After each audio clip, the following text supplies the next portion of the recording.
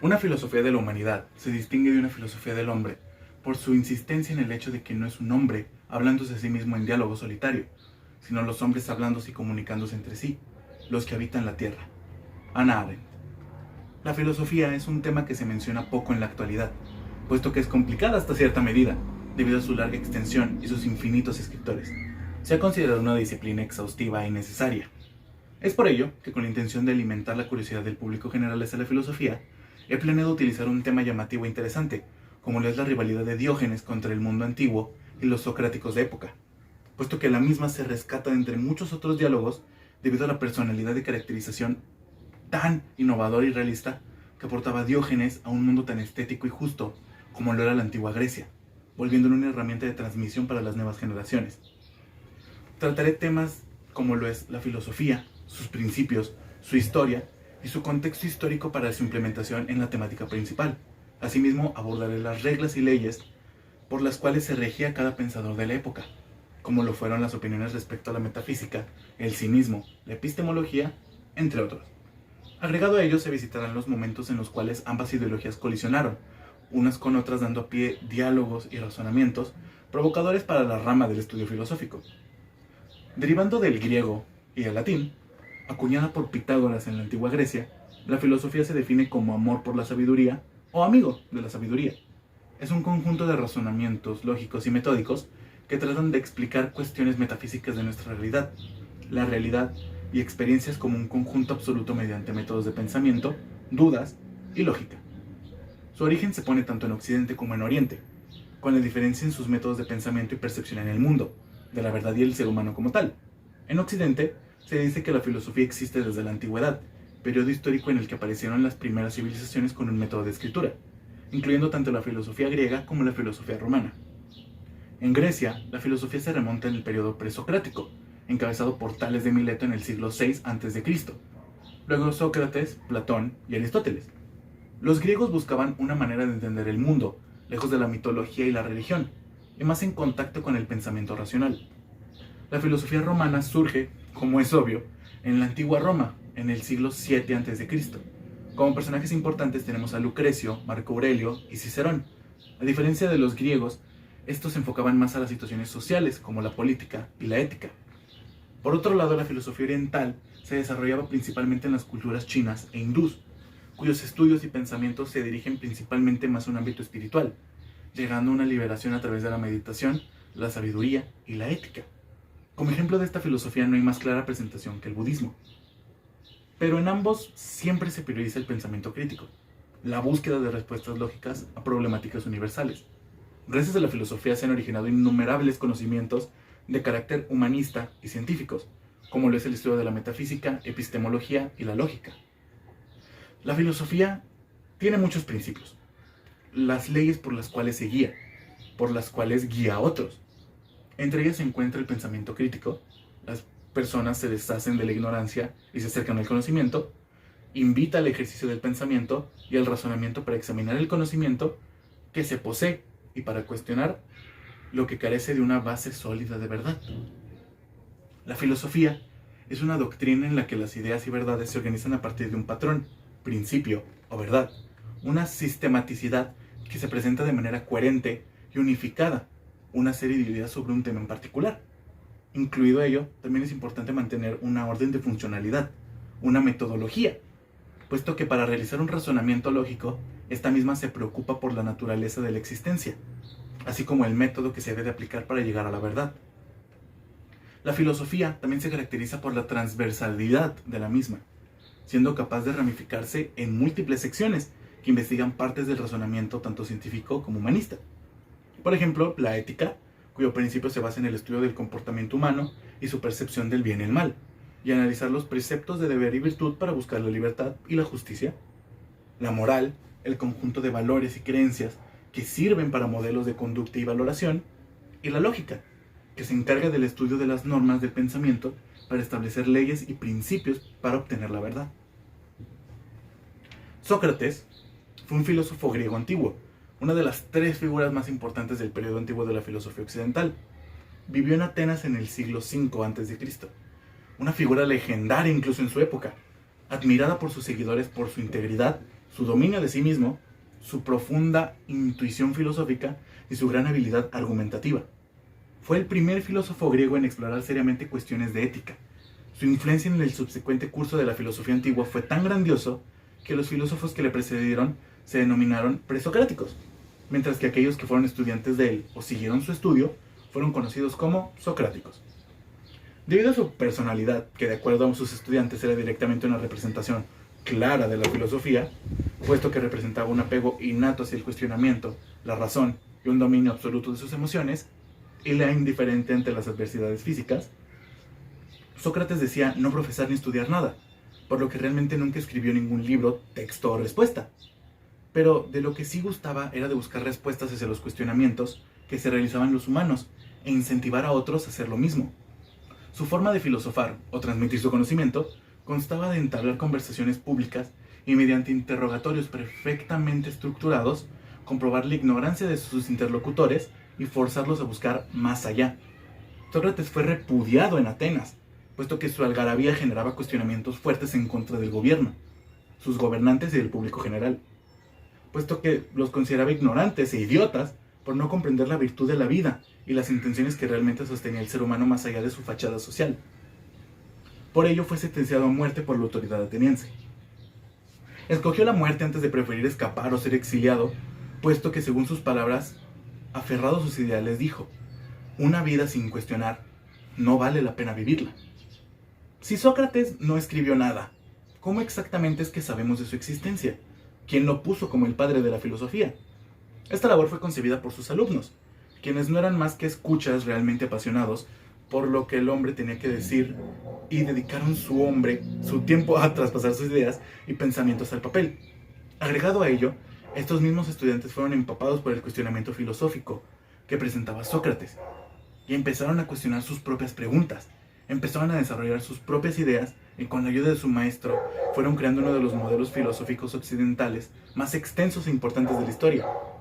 Platón fue uno de los estudiantes más reconocidos por la historia de la filosofía, puesto que sus trabajos más tempranos consistieron de transcripción de los pensamientos e ideales de su maestro. Los diálogos socráticos representaban la etapa temprana en la que Platón se dedicaba al uso literario de la prosa para narrar problemas morales y filosóficos, aunque aún se encuentra en duda si realmente no fue él mismo el que creó a Sócrates como una figura literaria para inspirar sus diálogos y escritos. De alguna forma, la comunidad filosófica ha tenido que confiar en su palabra y la de sus estudiantes inmediatos, como lo fue Aristóteles, un filósofo también de gran importancia en la antigua Grecia y socrático esencial. Su obra más popular, La República, es un ejemplo claro de su pensamiento filosófico, debido a que postula varias de sus estipulaciones en respecto a la justicia, la ética, la sociedad y los principios filosóficos en respecto a la humanidad y su mundo. Aunque la obra gira en torno al tema de la justicia, el texto contiene muchas de las doctrinas fundamentales de Platón, como la alegoría de la caverna, la doctrina de las ideas o formas y la concepción de la filosofía como dialéctica.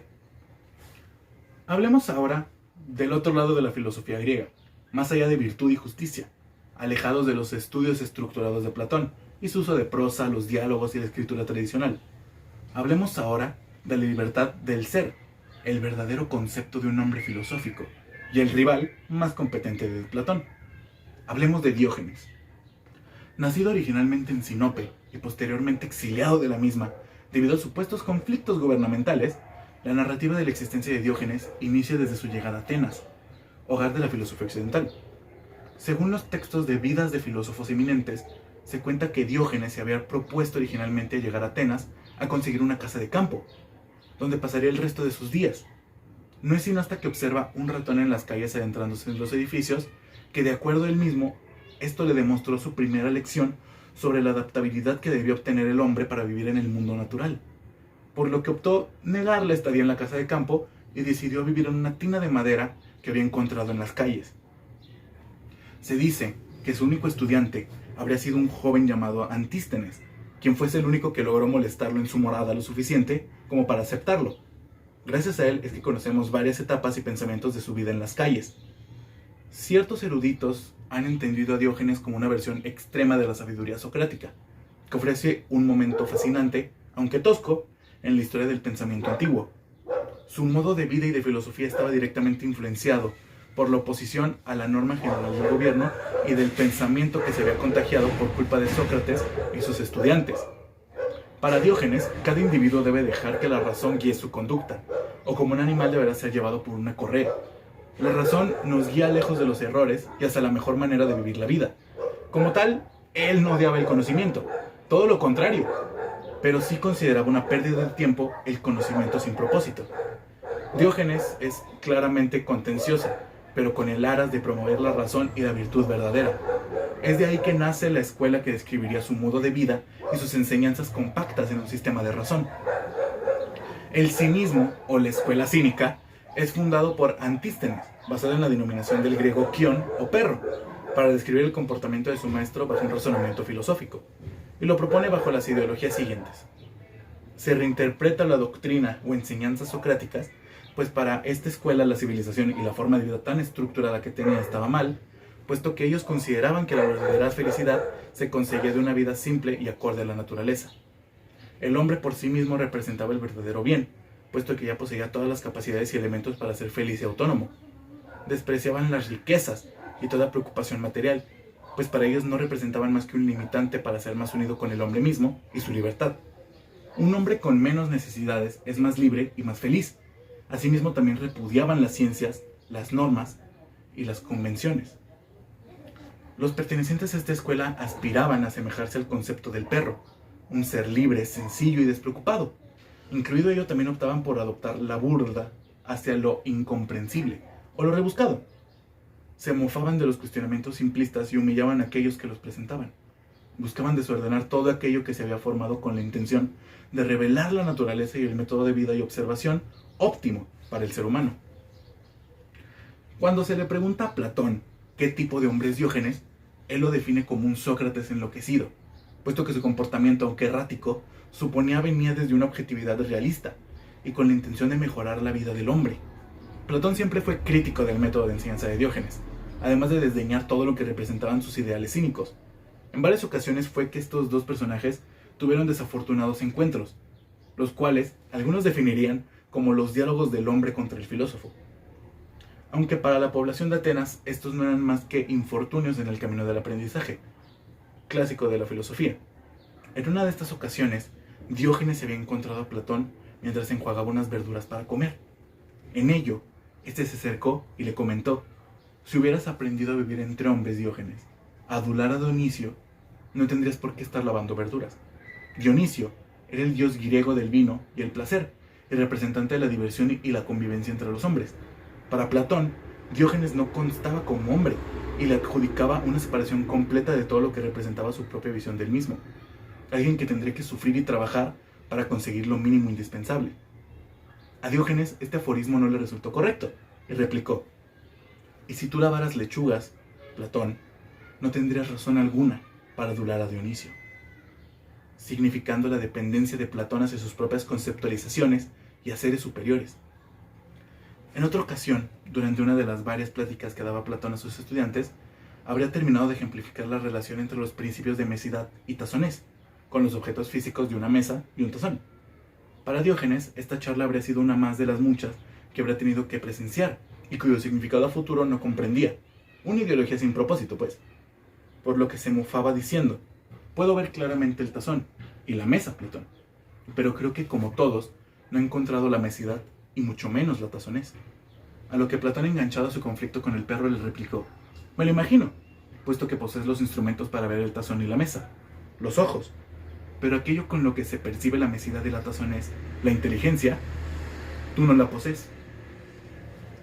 Para Diógenes, los varios conflictos, no solo con Platón, sino con otros filósofos y emperadores, no resultaban de gran efecto para continuar su vida, puesto que él dedicó toda su vida a buscar como un loco al verdadero hombre. Se contaba que salía durante el día con una linterna encendida en mano, intentando buscarlo, gritando por las calles y las plazas: ¡busco un hombre! Pero nadie supo exactamente qué tipo de hombre buscaba, ni siquiera sus estudiantes.